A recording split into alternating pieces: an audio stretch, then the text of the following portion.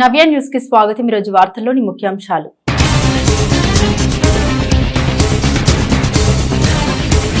చీరాల మండలం పాత చీరాల్లో ఘనంగా శ్రీ పోలేరమ్మ అమ్మవారి విగ్రహ ప్రతిష్ఠ మహోత్సవం।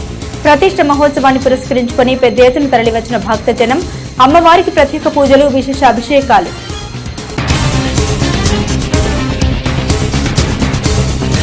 విపత్కర పరిస్థితులు తలెత్తినప్పుడు ప్రజలు అప్రమత్తంగా వ్యవహరించాలి।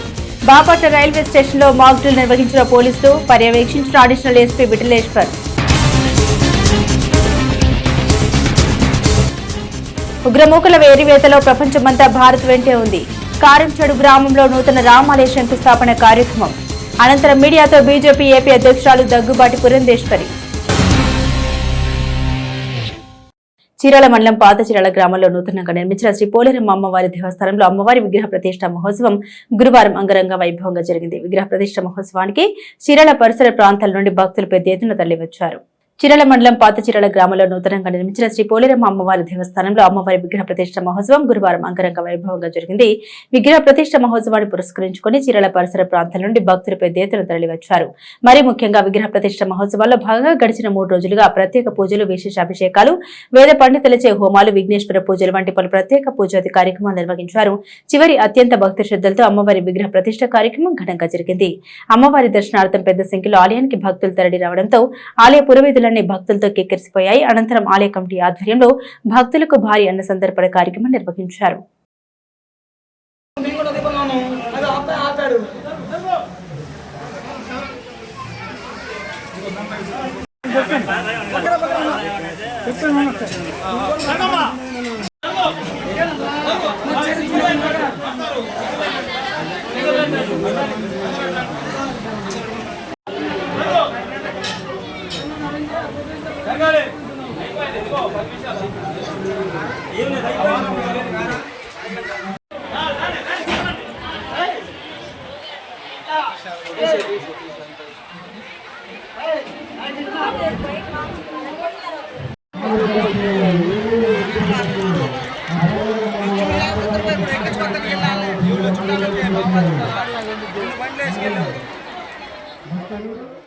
బాపట్ల జిల్లా పోలీస్ ప్రధాన కార్యాలయంలోని సోషల్ మీడియా సైబర్ సెల్ విభాగాలను, డిపిఓలోని వివిధ విభాగాలను జిల్లా ఎస్పీ తుషార్ డూడి ఆకస్మిక తనిఖీ చేశారు।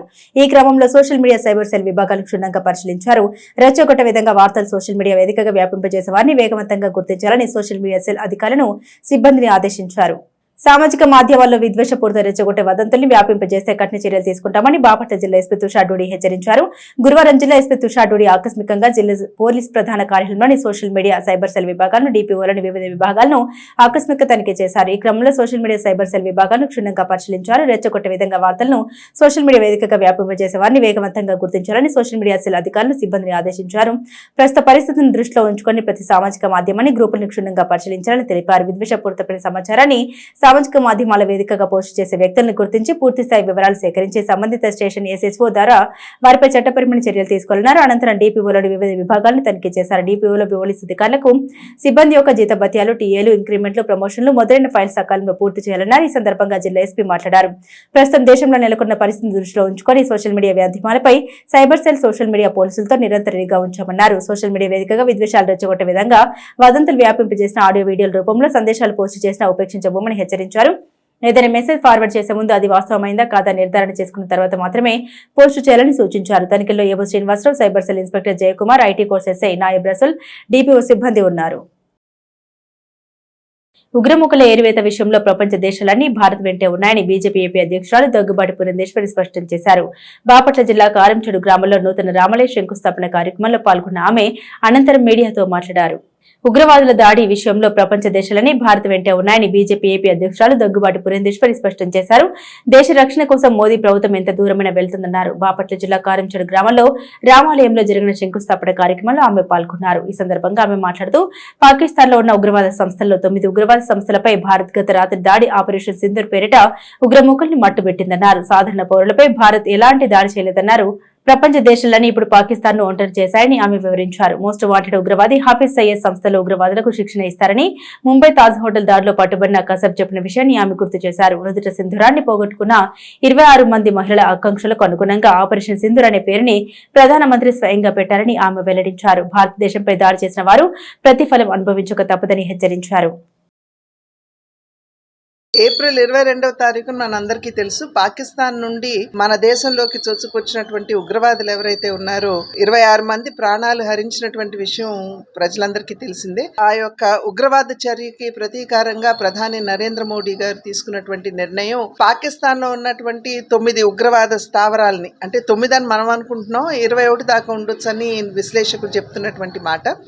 ఆ ఉగ్ర స్థావరాలు ఎక్కడైతే కేవలం భారతదేశాన్ని ఫోకస్ చేసుకుని అక్కడ ఉగ్రవాదులకి ట్రైనింగ్ ఇస్తున్నారో ఆ 9ని కూడా అద్భుతంగా టార్గెటెడ్గా ప్రిసిషన్ తోటి అక్కడ ధ్వంసం చేయడం జరిగింది. ఎక్కడా కూడా పౌరులపైకి వెళ్లకుండా కేవలం ఈ ఉగ్రవాద స్థావరాలు మాత్రమే ధ్వంసం చేయడం జరిగింది. ఇవాళ పాకిస్తాన్ పరిస్థితి ఏమిటంటే ప్రపంచ దేశాలన్నీ కూడా పాకిస్తాన్ని ఒంటరి చేసి ఇవాళ భారతదేశం వెనుక ప్రపంచ దేశాలన్నీ కూడా నిలబడినటువంటి విషయం మనం ఇక్కడ గమనించాలి.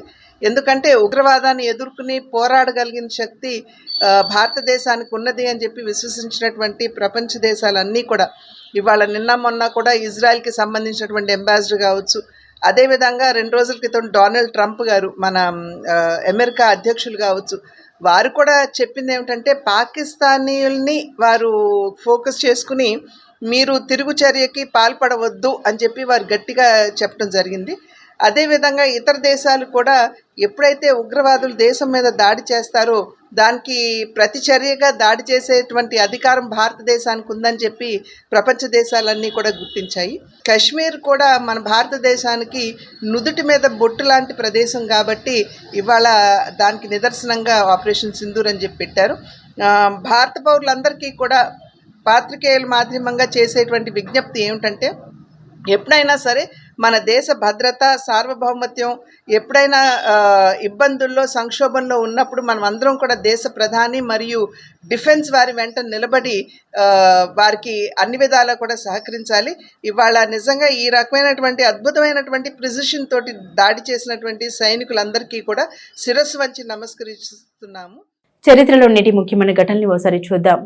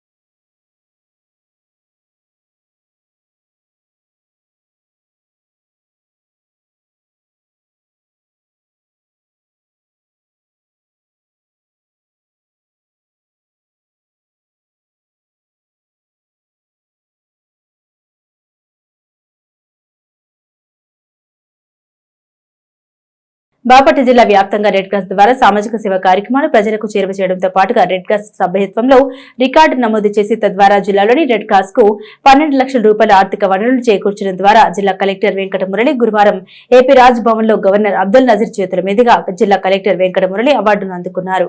రెడ్ క్రాస్ సొసైటీ ద్వారా బాపట్ల జిల్లా కలెక్టర్ వెంకట మురళి బాపట్లలో చేపడుతున్న సేవల్ని ఏపీ గవర్నర్ అబ్దుల్ నజీర్ ప్రశంసించారు.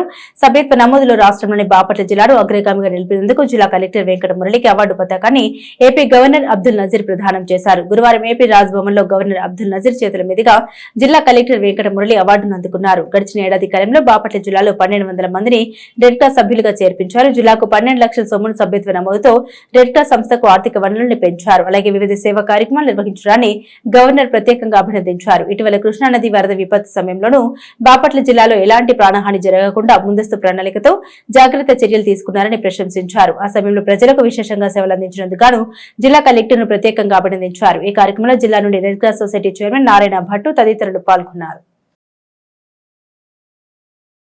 ఏప్రిల్ 29 తేదీ నుండి మే 1వ తేదీ వరకు 3 రోజుల పాటు ఆగ్రాలో జరిగిన జాతీయ స్థాయి లాక్రోస్ పోటీల్లో చీరాల ప్రైడ్ ఇంటర్నేషనల్ స్కూల్ విద్యార్థులు విశేష ప్రతిభను కనబరిచారు. ఫలితంగా ఆంధ్రప్రదేశ్ జట్టు 3వ స్థానంలో నిలిచింది.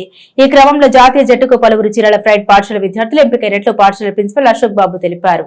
చీరాల ఫ్రైడ్ ఇంటర్నేషనల్ స్కూల్ విద్యార్థులు జాతీయ స్థాయి క్రీడా రంగంలో రాణించడం పాఠశాలకే గాక జిల్లాకై గర్వకారణమని Pride International School principal B Ashok Babu అన్నారు.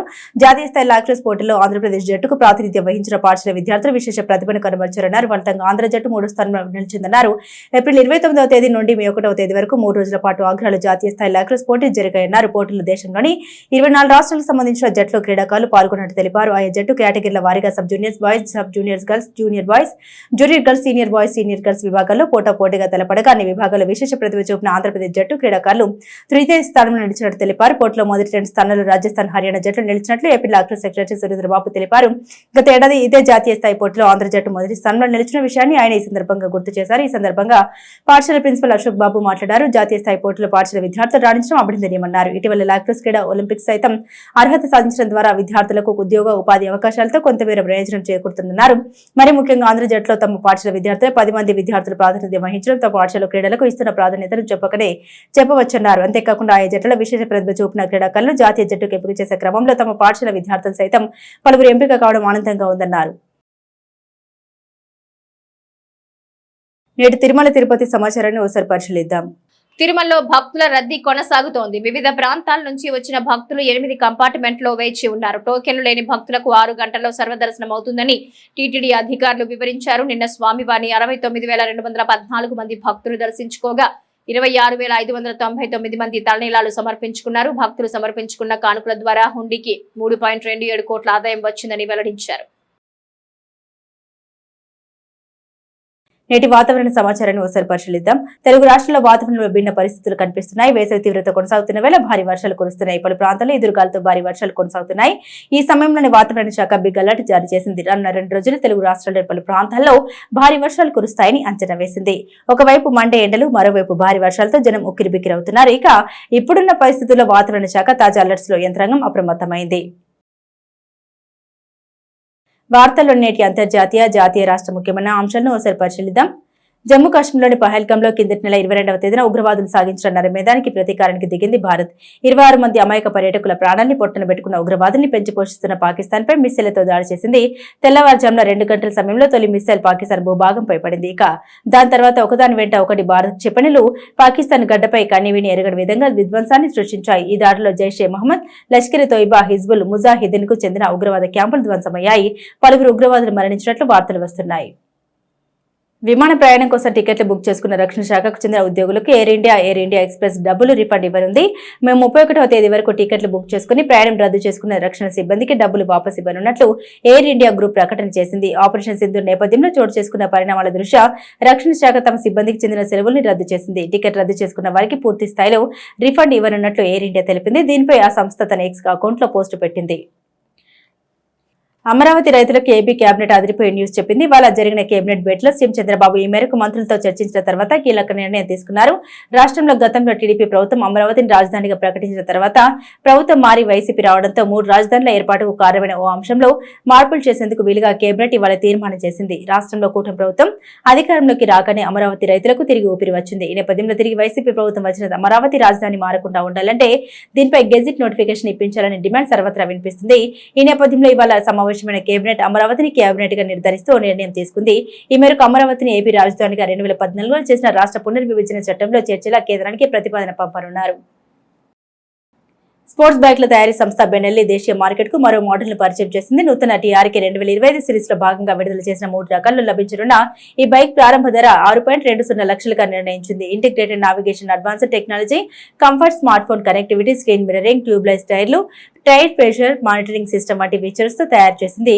3 రంగుల్లో లభించనున్న టీఆర్కే 502 మోడల్ ధర 6.20 లక్షలు, టీఆర్కే 502X మోడల్ ధర 6.70 లక్షలు, టీఆర్కే 502X లిమిటెడ్ ఎడిషన్ ధర 6.85 లక్షలకు విక్రయిస్తుంది.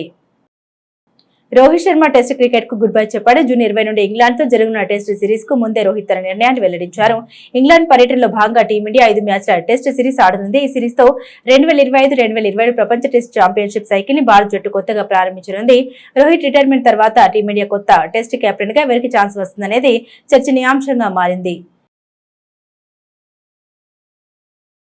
నవే న్యూస్ ముగించే ముందు ముఖ్యాంశాలు మరోసారి.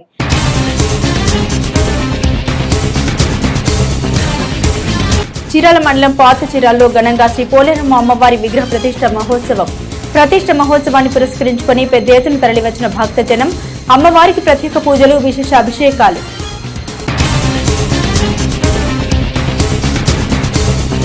విపత్కర పరిస్థితులు తలెత్తినప్పుడు ప్రజలు అప్రమత్తంగా వ్యవహరించాలి. బాపట్ల రైల్వే స్టేషన్లో మాక్ డ్రిల్ నిర్వహించిన పోలీసులు, పర్యవేక్షించిన అడిషనల్ ఎస్పీ విఠలేశ్వర్. ఉగ్రమూకల వేరివేతలో ప్రపంచమంతా భారత్ వెంటే ఉంది. కారంచెడు గ్రామంలో నూతన రామాలయ శంకుస్థాపన కార్యక్రమం. అనంతరం మీడియాతో బీజేపీ ఏపీ అధ్యక్షురాలు దగ్గుబాటి పురంధేశ్వరి. నవ్య న్యూస్ ఇంతటితో సమాప్తం. నమస్కారం.